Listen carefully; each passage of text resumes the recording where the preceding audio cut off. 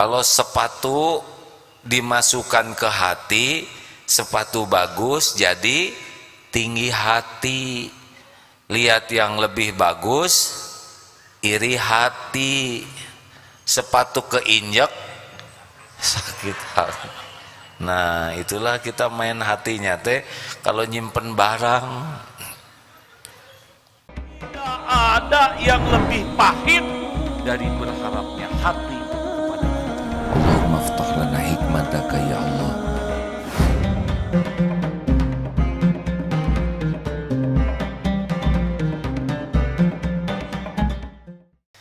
Saya mohon maaf ya Bu ya, ini keluhan ini jangan dimasukkan ke hati. Ada suami yang pernah mengatakan, istri saya ini ke pengajian itu semangat, seperti makan obat, sehari 3 kali. Tapi perubahannya itu, yang jelas itu hanya pada seragamnya, berubah terus.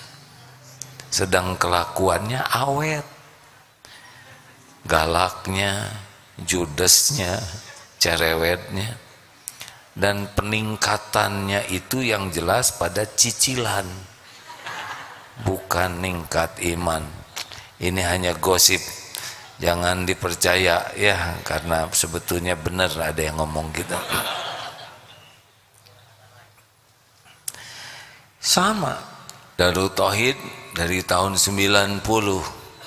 Siapa nanti di sini yang paling bagus akhlaknya? Sederhana Pak, yang paling sungguh-sungguh cari ridho Allah itu. Kalau di Darut Tauhid hanya nyari kerjaan, lewat, nggak berubah walaupun lama di sini.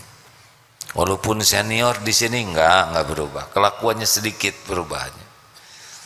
Kalau di Darut Tauhid semangat, tapi cari jodoh aja misalkan, lewat. Cari jabatan, kedudukan, lewat. Tapi kalau di sini atau dimanapun yang dicari adalah sungguh-sungguh ingin jadi orang yang disukai Allah, Allah pasti tahu Pak, pasti tahu. Dan Allah nanti yang akan menuntun. Allah bukakan hatinya jadi mudah paham. Nanti dapat ilmu, dimudahkan mengamalkannya. Apakah orang yang banyak amal pasti jadi dekat dengan Allah? Belum tentu juga. Karena ada orang yang ingin dianggap soleh, solehah, ingin diakui sebagai ustad, ustazah, hafiz, hafizah, qori, qori'ah. Kalau sibuknya mencari ilmu dan beramal hanya demi dinilai orang, tidak nyampe ke Allah. Walaupun hafal Qurannya, walaupun ceramah ke sana sini, dalilnya ngolotok, tapi hati enggak. Nah, kalau orang tidak serius ke Allah, itu ilmu sulit diamalkan. Jadi maaf ya, rada-rada mirip kalau tidak hati-hati seperti keledai bawa buku. Bukunya manfaat, tapi bagi keledai sendiri nggak jadi manfaat. Jadi artinya apa? Artinya sebetulnya bukan hebatnya ilmu yang paling penting, hebatnya kesungguhan mencari keridhaan Allah. Inna sholati wa nusuki wa mahyaya wa mamati lillahi rabbil alamin.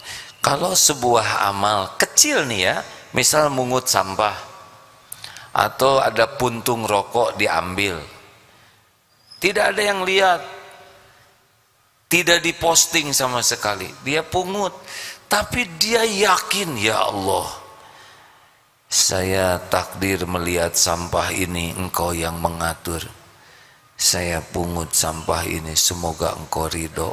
Buang. Boleh jadi itu mungut sampah itu lebih hebat daripada tabligh akbar yang merasa bangga dengan jamaah yang banyak, yang merasa bangga dengan dipuji orang. Karena tidak ada yang kecil di sisi Allah kalau ikhlas. Tidak ada yang besar dalam catatan Allah kalau tidak ikhlas. Jadi urusan dengan Allah mah bukan urusan banyaknya follower, bukan urusan terkenal atau tidak. Penting tidak sih terkenal, hadirin? Tuh kan nggak jawab, berarti bingung. Penting tidak jadi orang terkenal? Ragu-ragu. Penting tidak jadi orang ngetop? Tidak penting sama sekali, nggak penting. Perlukah kita punya medsos? Tergantung. Tidak penting. Yang terpenting dalam hidup ini adalah setiap yang kita lakukan Allah suka itu. Mana Bu yang penting bagi ibu? Disukai suami atau disukai Allah? Mana yang penting? Dua-duanya. Mana yang terpenting? Tenang, kadang-kadang memerlukan kesabaran. Penting tidak disukai suami, disukai Allah penting. Mana yang terpenting? Disukai Allah. Tidak boleh sama, karena suami itu makhluk serba terbatas. Kalau ibu sibuk ingin dicintai suami sampai mengabaikan amalan yang disukai Allah, namanya DTA, derita tiada akhir. Mengerti? Karena ibu sudah mendahulukan suami daripada Allah. Sayang ke suami boleh, ingin disayang suami wajar, tapi ada yang lebih penting kita cari. Siapa? Allah. Nah begitu hadirin. Jadi kalau orang dari awalnya sudah senang ke Allah, ya, itu Allah tahu. Wa huwa alimum bidati sudur. Allah tahu apa yang dibisikkan di dalam hati ini. Walaqad khalaqnal insana wa na'lamu ma tuwaswisu bihi nafsuh. Surat Qaf ayat, ayo masa nggak hafal yang gini-gini. Ayat 16 berapa? Ya, surah walaqad khalaqnal insan wa na'lamu ma tuwaswisu bihi nafsuh wa nahnu aqrabu ilaihi min hablil warid. Dan kami menciptakan insan wa nahnu, dan kami mengetahui apa yang dibisikkan di dalam hati, dan kami lebih dekat kepadanya dari urat lehernya.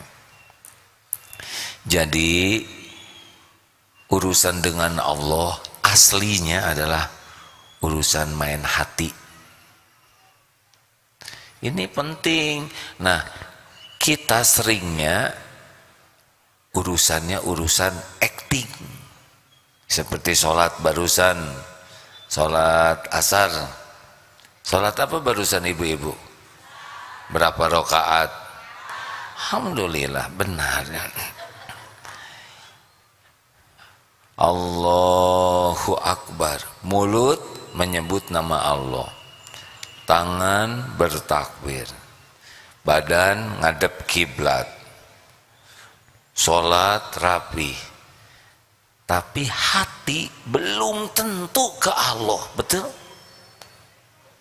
Bayangkan ini serius nih, mulut nyebut nama Allah, badan ngadep ke Allah, hati tetep we ngelantur. Ah, si Agim itu yang imamin bukan ya? Terus we rewel. Kok nggak bersuara ya Fatihahnya? Asar Bu, bukan maghrib. Berapa banyak kita mengucapkan salam, assalamualaikum, mulut bersalam, hati enggak. Berapa banyak kita istighfar, astagfirullah, astagfirullah, astagfirullah, mulut istighfar, di sini enggak minta ampun ke Allah. Nah itulah masalah kita teh kurang main hati. Kita baru ingat hati kalau sakit hati atau patah hati atau apa Bu? Iri hati. Kalau sepatu dimasukkan ke hati, sepatu bagus jadi tinggi hati. Lihat yang lebih bagus, iri hati. Sepatu keinjek, sakit hati. Nah, itulah kita main hatinya teh kalau nyimpen barang. Sudah segitu aja, bisa dipahami? Sebetulnya saya belum begitu jelas, tapi sudah paham, ya sudahlah. Jadi sekarang harus bagaimana nih? Ya itu dia, kita kembali mundur. Kalau ingin akhlaknya bagus, maka hati harus bagus. Hati yang bagaimana yang bagus? Yang sungguh-sungguh memang ingin disukai Allah. Dari apapun yang kita lakukan. Kenapa rajin nyapu? Wa ahsinu innallaha yuhibbul muhsinin.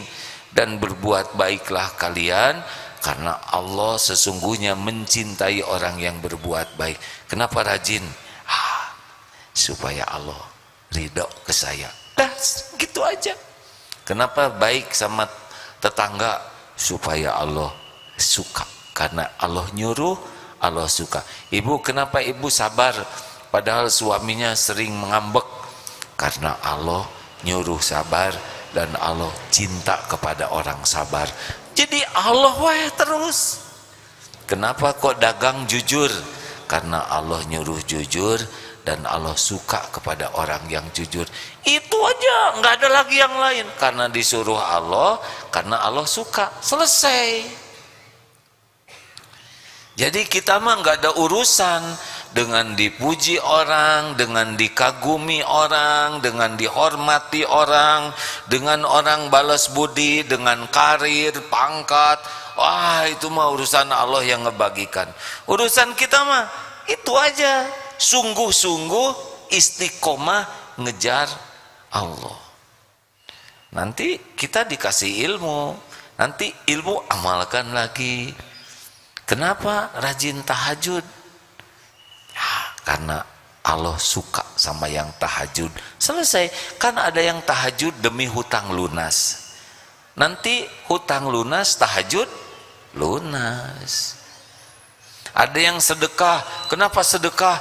Ya, saya punya hutang 10 juta, sengaja saya sedekah 1 juta supaya Allah ngebayarin hutang saya. Boleh begitu?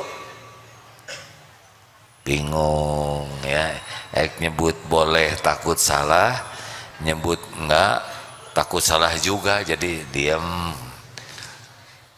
Kalau Allah janji melipat gandakan lalu kita beramal karena Allah menjanjikannya, enggak apa-apa.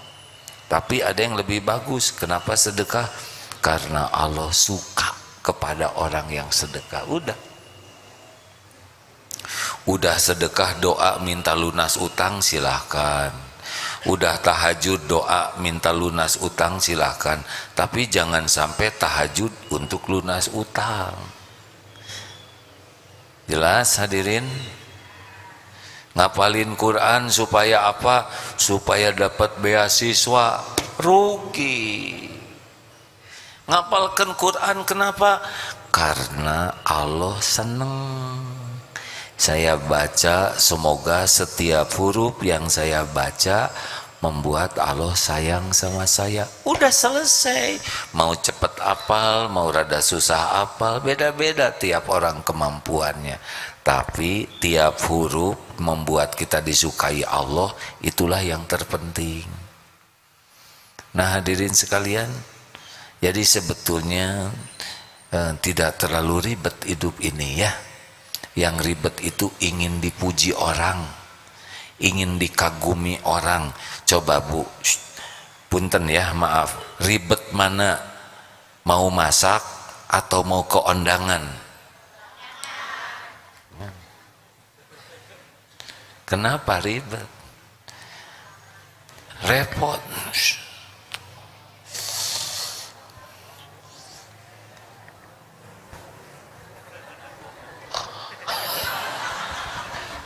Apa itu jilbab apa namanya, jilcong jilbab pocong.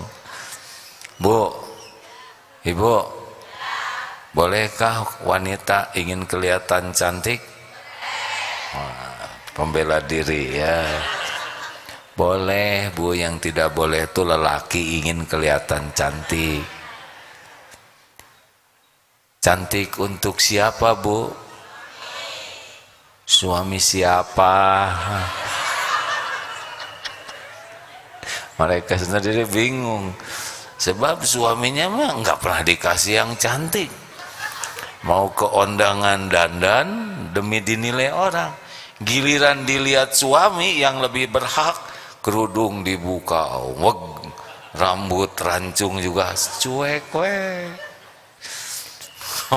ganti pakaian ketek menyebar cuek bedak sep begini, jadi lipstiknya di sini juga tuh. Kayaknya bukan amal kalau gitu ya. Lebih sibuk ingin dinilai orang. Bukan tidak boleh berpenampilan baik, tapi niatnya harus benar.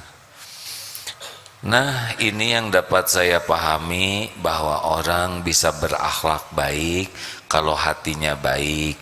Hatinya itu bisa baik kalau sungguh-sungguh dan berusaha istiqomah nyari ridho Allah. Ini sumbernya. Jadi dalam hal apapun, baca Quran, sholat, sedekah, nyapu, beres-beres, ngurus anak, ngedidik keluarga, pokoknya mah enggak usah ribet dengan dunia berikut isinya. Enggak usah ribet dengan penilaian, penghargaan, pujian, pengakuan, balas budi. Itu mah enggak ada apa-apanya, nanti ada sendiri ya. Itu bukan urusan kita.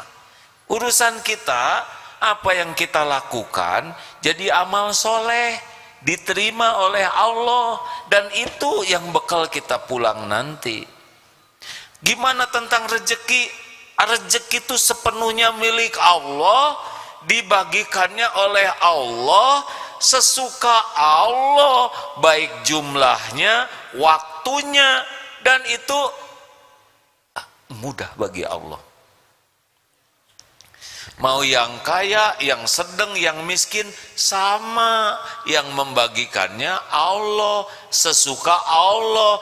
Dan rezeki dibagikan itu bukan tanda kesuksesan, bukan tanda kemuliaan. Nggak usah pengen kekayaan orang lain, nggak perlu. Yang penting rezeki yang Allah titipkan ke kita barokah. Nggak usah ngebanding-banding, dan tidak akan sama. Jangankan semajelis taklim, seibu sebapa saja beda-beda itu rezekinya ya. Nggak usah pengen rumah tetangga bu. Pertama itu bukan punya ibu, yang kedua ya, pengen juga nggak akan dikasihin ya. Udah nggak usah ngebanding-banding.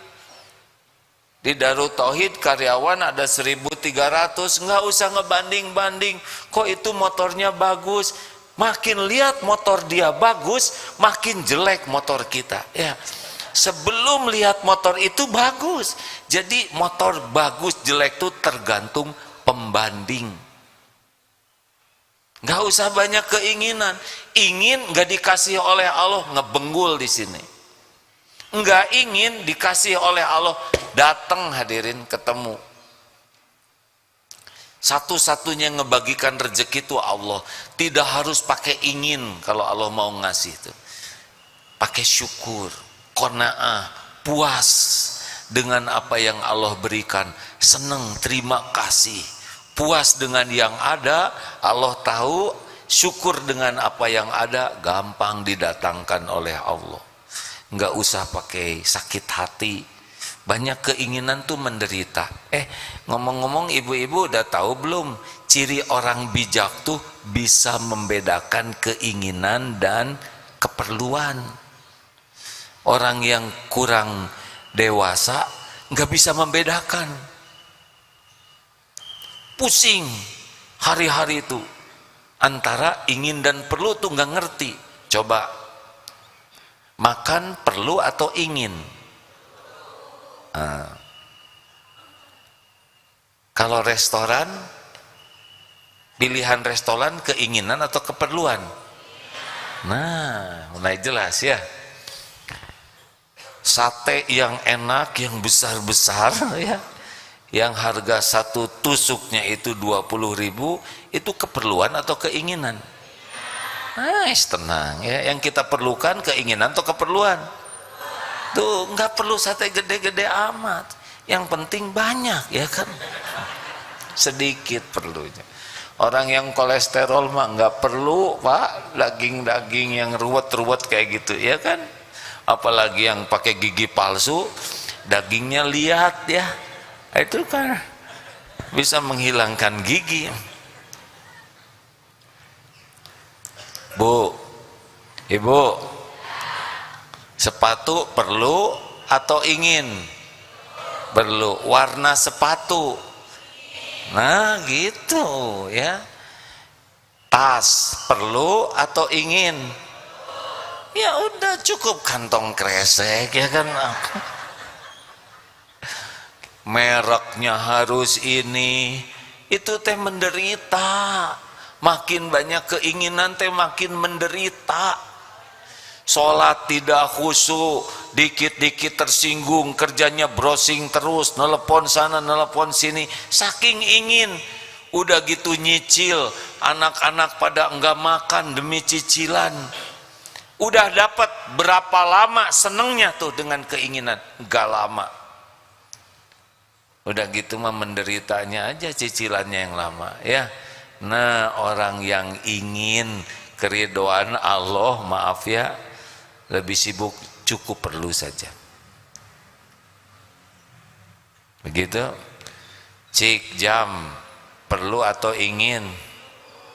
Nah, mereknya itu ingin. Kalau jam makin mahal makin cepat tidak? Kalau gitu yang murah saja deh.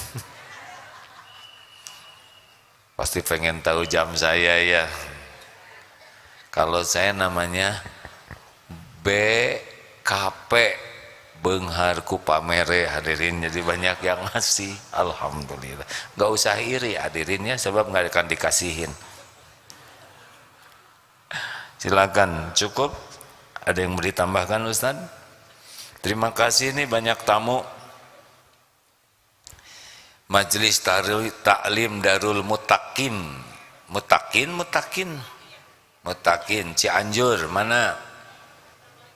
Waalaikumsalam. Jadi kalau ngacung itu nggak usah lihat kiri kanan ya, karena tangannya bawa masing-masing. Yayasan Miftahul Falah Cianjur. Ibu keun bae batur teu ngacung, ibu ngacung sih, biarin Bu ya. Keun bae Bu, tidak wajib ngacung ya Bu. Darul Muslimin Garut. Alhamdulillah. Bukan Bu, bukan gitu assalamualaikum gitu Bu. Ini jangan seperti TikTok ya. Majelis Taklim An-Nur Jakarta. Udah dikasih tahu.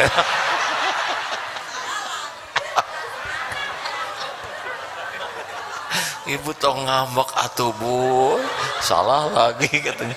Sok atuh Ibu, bebas ya, mau teriak ngejerit apa. Ibu, ini teh memang direncanakan kajian Al-Hikam begini. Terima kasih. Ada lagi yang belum diabsen, itu Ibu dari mana yang pinggir sana? Oh, majelis pinggiran ya, alhamdulillah. Terima kasih. Ini ada santri baru, Bapak santri baru ya? Alhamdulillah. Masa keemasan, acungkan tangan. Alhamdulillah. Bapak cuma satu-satunya? Luar biasa ya, pria idaman ya.